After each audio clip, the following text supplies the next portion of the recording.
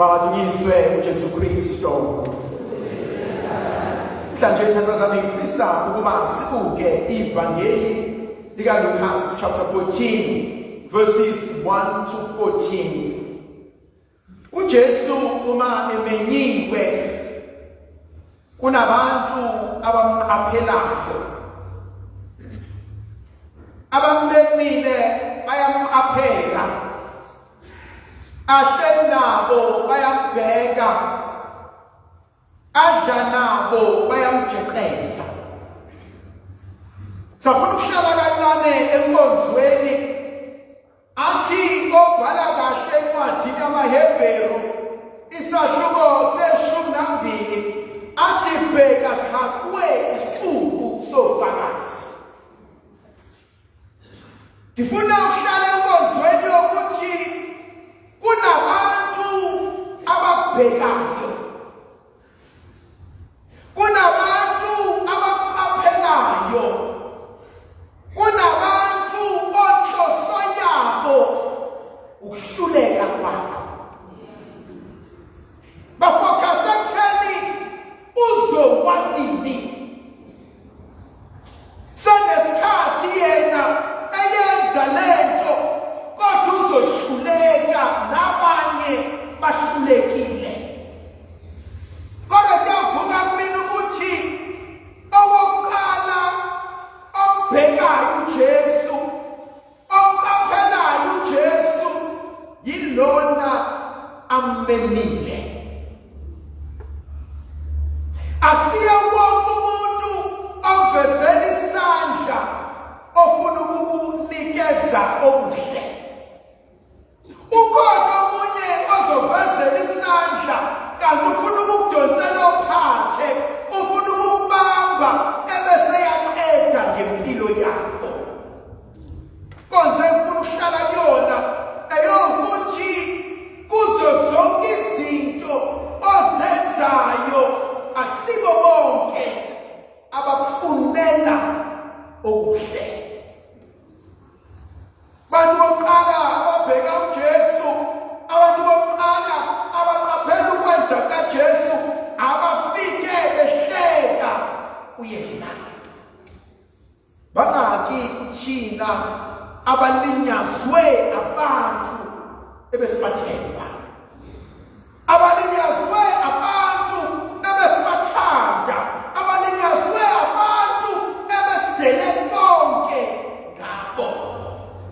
Khona labantu othi noma sibanibani bakathini kodwa ngiyazi sibanibani akasoza kulahla. Athi uJesu uma ekhuluma athi kube lokhu bekwenziwe isitha, athi bekakuba ngcono kodwa kwenziwe engihlala naye etafuleni. Ayikho into ebuhlungu than to be betrayed by the very same person you've given your life to love. Ngoba leyo betrayal ayifani nomuntu omlahlase emgaqweni kodwa ushaywa umuntu obesekelele kwenhliziyo yakho.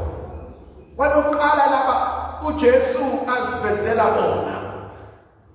Abasibili abamnothisayo bemqaphela bembheka, ahleli nabo etafuleni. Nabo bangeke lokudla esikudla sonke. Uyabazi abantu abehlezi befuna ukuzibona bengcono kunawe. Uyabazi abantu abehlezi befuna ukusukuma ngawe.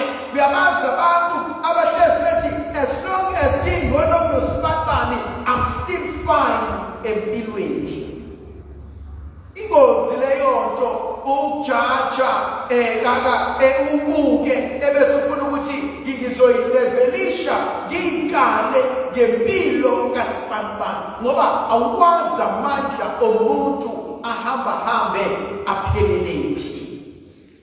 Inkonzo engithintayo uma uJesu esabuka bembuka kuyo yonke lento, bese kuyavuka kuyena ukuthi ngizohlala ekhoneni and feel sorry for myself noma ngizokwenza imizamo to rise kuyo yonke lento ebese ngiqhubekela phambili. Kunenkonzo evukayo mina uma ngisalungiselelana intshumayelo yanamhlanje. Khona lo Jesu evangelini uma eqeda upha abantu ukudla lithi izwi likaNkulunkulu wakhulukela entabeni wayokhuleka maqedane abafundi wathi abahambe. Jesu eqedile ukuyokhuleka sebehambile abafundi ebese hamba eyakubona. Kodwa unyazimanazayo uma seyabona usehamba phezu kwamanzi. Na inkonzo yami yayihleli khona abafundi bayayibuka lento bayesaba bayitshela ukuthi ispoki kodwa ebesethu uPetrus ubani lona uthi uJesu uyesabi mina athi uPetrus Nkosi makuwena athi ngitshele ngize kuwena. Leyazi inkonzo yokufuna uNkulunkulu, leyazi inkonzo yokulangazelela. Athi uPetrus Nkosi ngiyafuna ukuza kuwena. Kodwa ema ekusho lokho lithi izwi likaNkulunkulu izivunguvungu zayiphakama. Imimoya yayiphakama namagagasi efuna ukushaya lesikepha bahleli kusona. Khona inkonzo efuna ukuya kuyona namhlanje. Abantu bohlezi begxeka. Abantu bohlezi bebona amaphutha. Abantu bohlezi bengeneliseki. Kodwa wena akufocus enkosini. Awufocus eNkulunkulu uthi Nkosi ngicela ubuso bakho. Uthi Nkosi ngicela ukubhekana nawe. Uthi Nkosi ngicela ukusondela kuwena. Uthi Nkosi ngicela ukuhlala nawe. Ngethanda inkonzo eyenziwa uPetrus. Khona inkonzo yokusukuma. Athi uNehemiya athi masukumeni athi asambeni siye eJerusalema athi asambeni siyovusa umuzi wobaba mkhulu sambeni siyovusa ukudonga hleze sibe yinhlekisa. Ithemba zami awuhlale phansi usibuke. Awuzibuza ukuthi ngisengiye lo muntu engangifisa ukuba yena. Ngisahlelini kuleyo nkonzo engangiyilangazelela. Senakho ukuthula empilweni yami. Ngisenayo injabulo. Noma sengidinwa manje. Banye bethu sebafunda nenhlamba. Banye bethu sebafunda notshwala. Banye bethu sebabaleka nasemakhaya. Ngoba intokozo ayisekho. Ngoba ukwenama kusekho. Sengaze ngafunda ukwenza into ngajwayeza into engangingayifuni. Ithanda inkonzo yethu uPetrus. Petrus uyaJesu noma izivunguvungu ivuka. Ngoba izinto izovuka. Abantu bazokushiya. Abantu bazohlekisa ngawe. Kodwa inkonzo kaPetrus uthi ngizoya kuyena.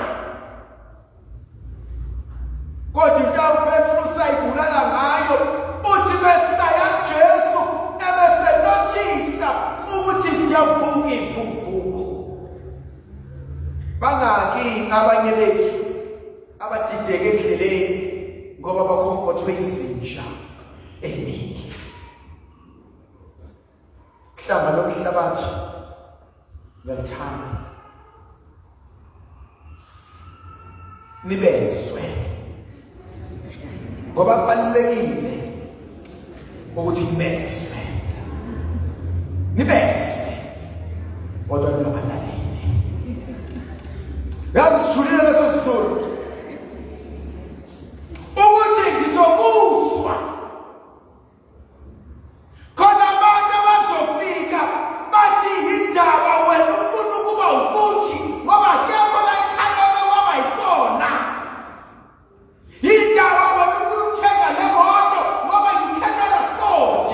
Indaba wena ufuna ukuthenga le muzi ngoba you cannot afford. Indaba wena ufuna ukuphila lempilo ngoba you cannot afford. Uthonga ngezwi lakhe nibezwe ngoba kubalulekile ukuthi umlalele umuntu kodwa uthi uhlanga lomhlabathi ningabalaleli. Yazi kubalulekile empilweni ukuzibuza ukuthi ngifunani. Sabashilo bonke, sabakhulumela bonke, ngifunani, ngiyaphi, ngiyokwenzani. Jesu nenselelo ayiphosayo evangelini. Jesu manimema labantu athi ngabameli abazonenzela. Ningamemi ihlobo zenu nje, ningamemi abangani benu nje, ningamemi engaziyo bazonimema nale emaphathini. Uthi ake nimeme inkegama, ake nimeme abafelokazi, ake nimeme enaziyo ukuthi abanalutho. Yazi ngibona le nkonzo uNkulunkulu asibizele kuyona inkonzo yokumema le. Khona leli iqulu lithi uthatha into engelutho ayithintithe ayihlalise namakhosi. Sisenkonzweni yokumela uThixo ekwazi ubuze bethu, ekwazi ukwahlulela kwethu, ekwazi namanyala ethu namhlanje kusakhetha. Kodwa Nkosi ungiboneni, Nkosi bawufuneni. Yazi uNkulunkulu takes the unqualified, he qualifies them, he trains them, ebesebenza ama-CEO. Sekonzweni yokumela uThixo, funa ukusondeza kuyena, funa ukuselapha, funa ukuzosenzela, funa ukusiphilisa. Ngobuyele emuvulimele, ngobuyele emuvundolaka, ngobuyele emuvunenzondo, ngobuyele emuvunamagugu. It stops now. It stops today. Wakufika enkonzweni ukuthi engikhathele. Asengikhathele manje. Yazi ngikhathele ukuhlilela usiphambana. Ngikhathele. Ngikhathele. Ngathela ukuziba amakholi zakhe, ngathela ungamhlekeli. Futhi mina ngikhathele ukuthi makuqhamuka yena sengizokulikela. Awukuthi umuyele emuva uthi namhlanje khona inkonzo engiyithandayo. Ngisakhona khona inkonzo kaJoshua, yazi sometimes inkonzo kaJoshua. Inkonzo kaJoshua vimnandi. Uthi uma kube emehlweni ukumkhonza uThixo. Uma kube emehlweni ukuba nimdumisa uThixo. Noma nodumisa uNkulunkulu okhonzwe ubabamkhulu benu, noma nodumisa uNkulunkulu okhonzwe ngalena kokufula, noma uNkulunkulu enihlanganela endleleni, noma uNkulunkulu enikuthole ngala, kodwa nenkonzo engiyithandayo athi mina. Nayazi inkonzo kamina. Ngapha bafethu ngicela. Yazi konke ebalekile. Mina. Khona inkululeko ngothandayo. Ngiyazi yakufa. Angazi ngofanele. Angazi ngofa kanjani. Kodwa ngifuna ukufa ngizonda wena. Awufuni bese ngiphambi kwaNkulunkulu athi uJehova sewuzangena mntanami bese kuthi phasi isithombe sakho. Hayi man, you can't be powerful emhlabeni ube powerful sekafa. Angeke. Ngicela ukhuluma ukuthi uNkulunkulu awuxolele inkosikazi nentombi yakuphuca indoda yakho.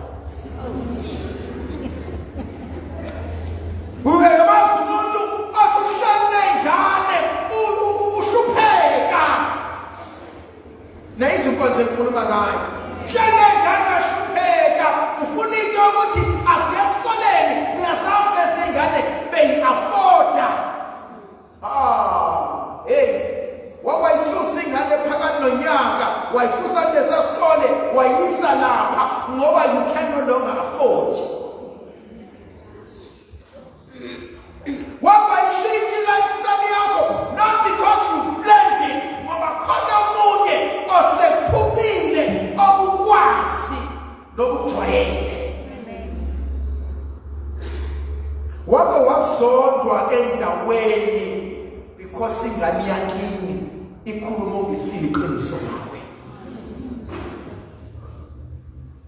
Konke uNkulunkulu ambizela mina namhlanje inkonzo yokuthi sekwanele. Angisafuni. Yase ngithole lezi minyaka. Sengihlale nalezi minyaka. Angisakwenzi ngoba ngijabukela yena. Kodwa ngisafuna ukwesikhala sakhe. Mina nendlu yami siyakumkhonza Thixo. That's got inkonzo. When you just say it ends here. It ends here. Asingeni kamamkhulu. Asingeni kababa omncane. Abake babone namhlanje. Simofika namhlanje. Usizo andathela matimoni.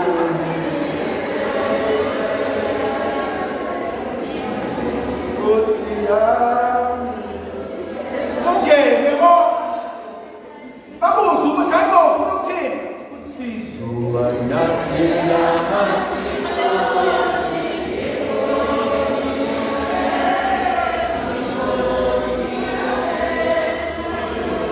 Abasebenza abantu khuluma ngani bazothi mntakamba seneminyaka emindi ngingangeni kwakho ngicela ungenzeli itiye ngiphuze. Yazi kwesinye isikhathi khona into ebalulekile yokuthi akuyiforce into kuze kube khona ukuphila. Ngeke kufike kushonwe ngingayi, kushonwe ngingayi, kushonwe. Soshona wena futhi nomcabanga. Khona abantu who used to be close. They shared everything. Now they are worse enemies.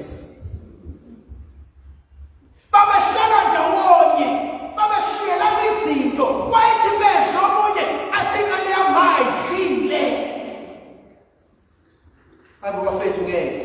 You cannot be angry forever. I can't. I have to let go. So inkonzo uNkulunkulu asinika namhlanje sekwanele. I choose ukuxola. Igama likaYesebe lendoda nomoya othamileyo.